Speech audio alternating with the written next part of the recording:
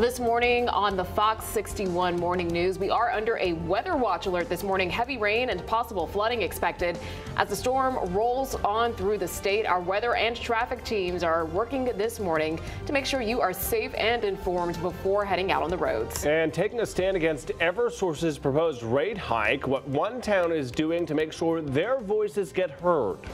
And we are breaking down the results of Connecticut's presidential primary, how officials are grading the first early voting session. Fox 61, Connecticut's news station, begins with a weather watch alert.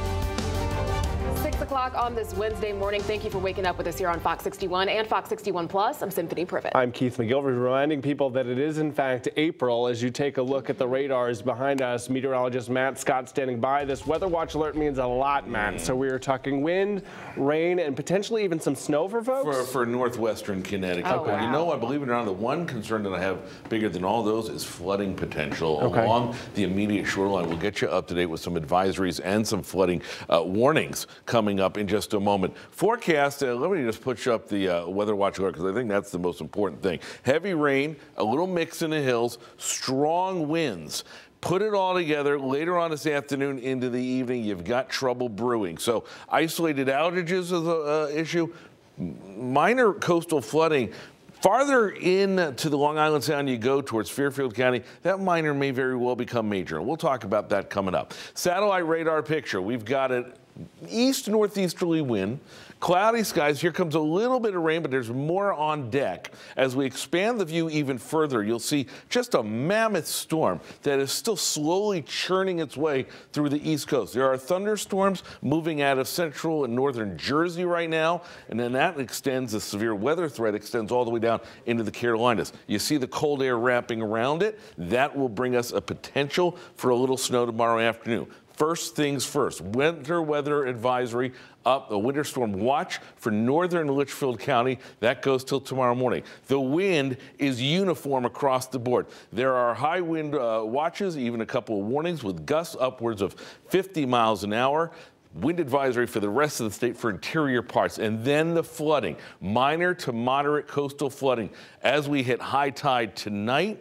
And then again tomorrow morning, the cycle suggesting that we may get higher than normal high tides. That is a problem as all of that water gets pulled into the Long Island Sound with that direct east wind. So if you're watching us from about Madison westward all the way down to Greenwich, you need to be on alert if you're on the immediate shoreline. Temperatures not moving at all today. A little rain now, a little more coming up later on. The bulk of the rain coming in tonight. There's a lot to unpack with this. Rachel and I are going to be here all morning long, and of course the weather watch alert will be going on all day and night. We'll have more on this coming up in just a few minutes. Rachel Piscatelli, normally on a day like this we'd go, ugh, there's snow in April. That's the least of the concerns right now. Yeah, the wind, I prepare for some outages there. Also that heavy rain, even some poor drainage flooding certainly possible. Thanks, Matt, for that. We'll check back in coming up in the next 15 minutes. 6:03 right now out on the roads. I do have to alert you to some slowdowns over in New London now. This is on the northbound side of 95. Now, no reports of any crashes in the area. We're going to call on this and just kind of check in with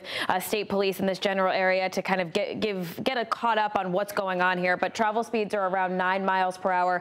It is certainly a slow go out by exit 83. So keep in mind this if you're heading out the door right now. Over in Fairfield, there was a reported crash out by exit 22. It looks like it may have been cleared for the morning commute, so that looks a little bit better on 95. Again, still that slowdown over in New London. We'll keep a close eye on that. Those drive times, New Haven to Rhode Island is around 72 minutes now. New Haven to New York, now 63 minutes. We'll send things back over to you. Alrighty, thank you, Rachel. 6:04 new this morning. The man who attacked State Representative Miriam Khan outside a prayer service in Hartford last year is expected to spend 5 years in prison. Andre Desmond pleaded guilty to attempted sexual assault and other crimes. As part of his plea, he will have to register as a sex offender and undergo counseling. The defense lawyer told the judge Desmond wants to apologize for what happened. Khan attended the hearing. She did not comment on the plea, but her lawyer said Desmond deserved a longer sentence. A former Middletown High School teacher is accused of sexually assaulting a student. Police say 35-year-old James Hansen had a sexual relationship with a 15-year-old girl. As arrest warrant states, he tutored the girl and used the app Discord to communicate. Hansen taught at the school from August of 2022 to November of 2023 when he was placed on leave due to the investigation. Hansen is being held on a $100,000 bond. 6:05 and new this morning, the town of Vernon fighting back against utility price increases. Yeah, town officials started a petition to oppose Eversource's proposed rate hikes, which, if approved, would take effect next month. Fox 61's Lindsay Kane joining us live in Vernon this morning with the details. Good morning, Lindsay. Hi, good morning. If approved, these rate hikes would cost the average customer about $38 more a month. Now, Eversource's 19% rate increase still does have to be approved by the state. The Connecticut Public Utilities Regulatory Committee has to weigh in on that decision to see if they will approve that rate hike or not. The town of Vernon is asking residents and all people across the state to sign a petition against the rate hike. Town officials say the move will drastically impact people in their town and businesses as well. They're hoping this push will not only attract signers from other communities, but will lead other town leaders to follow a similar approach. The town administrator, Michael Porcaro, says in part, we encourage other communities to take the same steps we are taking in standing up to Eversource and its continued rate increases. We need to join together on behalf of our residents. Eversource has previously pointed to several factors supporting their rate hike, one of which being an unprecedented number of unpaid customer bills during the pandemic. If this rate hike is approved, it will officially go into effect on May 1st. However, it's still not clear exactly when PURA will weigh in and either approve this rate hike or not. In the meantime, anyone interested across the state in signing Vernon's petition can do so on the town's website. Live in Vernon this morning, Lindsay Kane, Fox 61, Connecticut's news station. All right, Lindsay, thank you for that. More with you throughout the morning. Now, the results are in from the 2024 presidential primary here in Connecticut, and no surprise, the presumptive Democratic and Republican nominees prevailed. On the Democratic side, President Joe Biden picking up 85% of the vote, with 92% of the precincts reporting. The uncommitted option ranking second over Marianne Williamson and Congressman Dean Phillips. For the Republicans, former President Donald Trump received 78% of the vote. Nikki Haley ranks second, followed by the uncommitted option. Now, according to the latest numbers, just over 44,000 people voted in the primary. And despite low turnout, this was a historic election here in Connecticut. Here's why.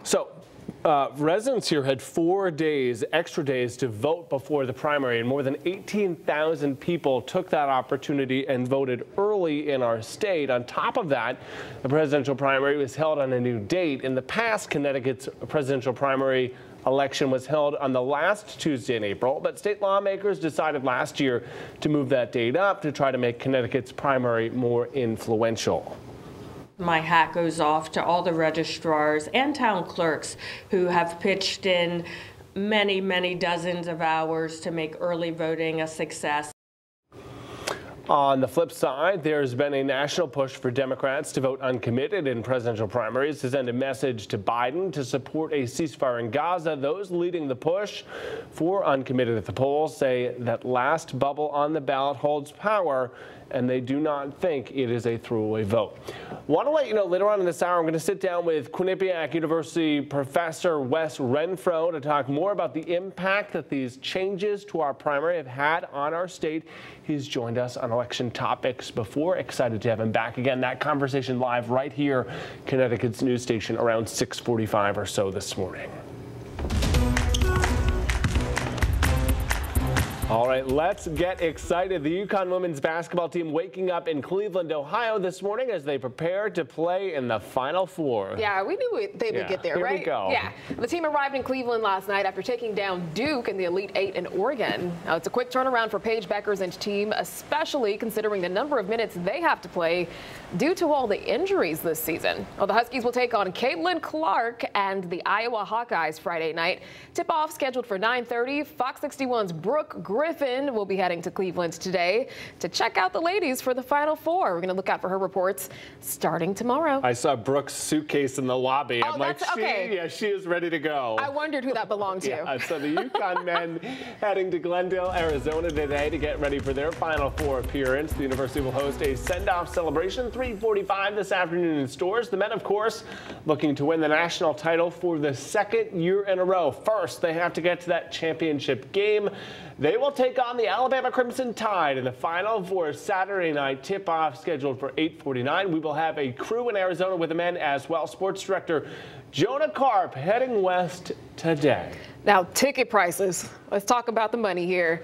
They are soaring for both the men's and women's tournaments, though. We checked out verified resale tickets on Axis, the NCAA's ticket partner. Now, for the women's games in Cleveland, the cheapest seats we could find start at $375. Now, if you want to sit closer to the court, that's going to cost you at least $1,600. Alrighty, now for the men in Glendale, the cheap seats on Ticketmaster start at $350 in the upper bowl. Now remember, these games are in a football stadium, so you're sitting pretty far away. The best available seats will cost $8,000 to $12,000. Somebody, let's tell the folks where we can get it for free $99. Watch it on TV. Yes, on your couch, maybe at the bar, somewhere. Yeah, all right. That's more in line with what I want to pay.